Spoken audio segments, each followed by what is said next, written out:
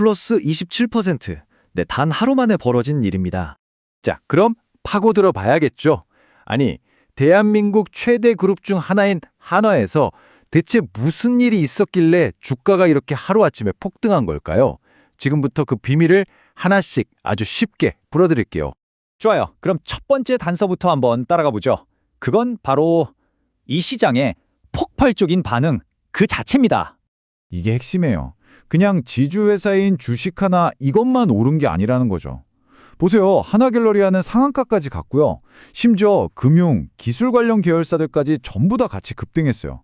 이건 뭐랄까, 그룹 전체를 뒤흔드는 아주 거대한 사건이 터졌다는 신호였던 겁니다. 근데 여러분, 이 시장의 반응은 사실 결과일 뿐이잖아요. 진짜 이유는 바로 두 번째 단서에 숨어 있습니다. 바로 인적 분할. 네, 아주 거대한 기업 구조 개편이 있었던 겁니다. 아니 근데 이게 왜 그렇게 중요하냐고요? 바로 복합기업 디스카운트라는 개념 때문이에요. 자, 상상해보세요. 어떤 식당에 갔는데 스테이크도 팔고 복권도 팔고 심지어 자동차 부품까지 판대요. 어떠세요? 여긴 뭐 하는 곳이지? 하면서 뭔가 전문성이 없어 보이고 이 식당의 진짜 가치를 매기기가 되게 애매하겠죠? 투자자들 마음도 똑같습니다. 너무 많은 사업을 한꺼번에 하는 기업은 오히려 제대로 된 가치를 인정받기가 정말 어렵거든요. 바로 이 그림이 모든 걸 아주 명확하게 보여줍니다. 하나가 바로 그 복합기업 디스카운트 문제를 해결하려고 회사를 그냥 둘로 쫙 쪼갠 거예요. 보세요. 왼쪽에 막 복잡하게 얽혀있던 사업들을 오른쪽처럼 아주 깔끔하게 나눴죠. 방산이나 에너지 같은 딱 봐도 핵심 사업들은 한화라는 이름 아래 그대로 두고 로보틱스나 AI 같은 미래 먹거리, 이 성장 사업들은 한화 머시너리라는 새로운 상자에 딱 담은 겁니다. 명확하죠? 자산 분할 비율을 한번 볼까요? 76.3%. 그러니까 대부분의 자산은 기존의 핵심 사업에 그대로 남겨뒀어요. 이건 무슨 뜻이냐면 안정적인 기반은 절대 흔들지 않겠다. 그 위에서 성장 가능성 높은 사업부만 따로 떼서 그 가치를 제대로 한번 평가받아 보겠다. 바로 이런 전략인 거죠. 일정은 아주 간단합니다. 7월에 분할이 딱 이루어지고 바로 재상장되는데요. 여기서 중요한 건 기존 주주들은 이 두 회사의 주식을 모두 받게 된다는 거예요. 그러니까 여러분이 하나 주주였다면 내 주식이 갑자기 두 개로 딱 나뉘는 셈이죠. 자, 근데 구조 개편. 말은 멋지죠. 하지만 우리 투자자들한테 가장 중요한 건 뭐겠어요? 그래서 내 주머니에 뭐가 들어오는데? 아니겠습니까? 바로 그에 대한 답이 이 세 번째 단서에 있습니다. 보세요. 445만 주 하나가 발표한 자사주 매입 수량입니다. 어마어마하죠? 근데 여기서 진짜 중요한 단어는 소각입니다. 소각. 그냥 회사가 주식을 사들이는 수준이 아니라 아예 이 세상에서 없애버린다는 뜻이에요. 그럼 어떻게 될까요? 시장에 돌아다니는 주식 수가 확 줄어드니까 당연히 내가 가진 주식 한 주의 가치는 쑥 올라가게 되는 거죠. 이걸 돈으로 환산하면 얼마일까요? 최대 5,700억 원입니다. 와, 정말 입이 떡 벌어지는 규모죠. 이 한마디가 모든 걸 말해줍니다. 현 정부 출범 이후 최대 규모. 이건 그냥 돈이 많다는 걸 넘어서 최근 몇 년간 시장에서는 거의 볼 수 없었던 아주 파격적인 주주 환원 정책이라는 의미입니다. 여기서 끝이 아닙니다. 여기서 끝이면 섭섭하죠.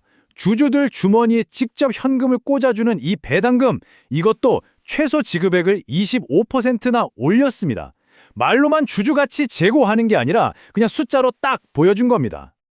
자, 이제 마지막 퍼즐 조각을 맞출 시간입니다. 그리고 아마 이게 가장 흥미로운 부분일 거예요. 바로 사람, 즉 오너 일가의 승계 문제입니다. 이 표를 보시면요. 모든 게 그냥 한눈에 딱 들어오죠. 이번 기업 분할이 사실상 오너 3세들의 경연구역을 정리해주는 교통정리였다. 이렇게 해석되는 겁니다. 보세요. 장남은 그룹의 심장인 방산과 에너지를, 차남은 금융을, 그리고 삼남은 새로 만들어지는 미래성장 사업을 맡는 구도가 그려지는 거죠. 특히 우리나라 주식시장에서는요, 이 승계 문제가 아주 중요하거든요. 그래서 누가 뭘 물려받는 건데 이 불확실성이 해소되는 것만으로도 시장은 엄청난 호재로 받아들입니다. 왜냐하면 투자자들은 뭐니 해도 안정성과 예측 가능성을 가장 좋아하니까요. 자, 그럼 이제 지금까지 나온 모든 단서들을 한번 쫙 모아서 최종 결론을 내려보겠습니다. 한화의 주가 폭등은요, 이 세 가지 사건이 한꺼번에 터진 말 그대로 트리플 콤보였던 겁니다. 첫째, 복잡한 구조를 단순화해서 디스카운트를 없애고, 둘째, 주주들에게 역대급 선노를 안겨주고, 셋째, 미래의 경영권 문제까지 깔끔하게 정리했다. 시장이 이 기업의 가치를 완전히 새로 쓸 수밖에 없는 정말 완벽한 조합이었던 거죠. 물론 리스크가 아예 없는 건 아닙니다. 당연히 단기간에 너무 많이 올랐으니까 변동성은 좀 있겠죠. 그리고 7월에 재상장될 때는 시장에 주식이 풀리면서 일시적으로 수급이 꼬일 수도 있고요. 그리고 가장 큰 숙제는 이 신설 회사를 맡게 될 3남에게 남아 있습니다. 로보틱스, AI, 이 꿈은 정말 멋진데 이제는 이걸 진짜 돈으로, 실적으로 증명해내야 하는 과제가 있는 거죠. 그럼에도 불구하고 결론은 이겁니다. 시장은 이번 한화의 움직임을 그냥 일시적인 주가 급등, 어떤 테마로 보는 게 아니라 하나라는 기업의 가치 자체가 근본적으로 구조적으로 바뀌는 대변화로 받아들이고 있다는 겁니다. 자, 오늘 이야기는 여기까지인데요. 과연 한화의 이번 전략이 앞으로 다른 한국 대기업들에게는 어떤 나비 효과를 불러일으킬까요? 복잡한 지배구조와 만성적인 저평가 문제로 골머리를 앓는 다른 재벌들에게 이게 새로운 성공 공식, 일종의 정답지가 될 수 있을까요? 앞으로 계속해서 지켜볼 아주 흥미로운 관전 포인트가 될 것 같습니다.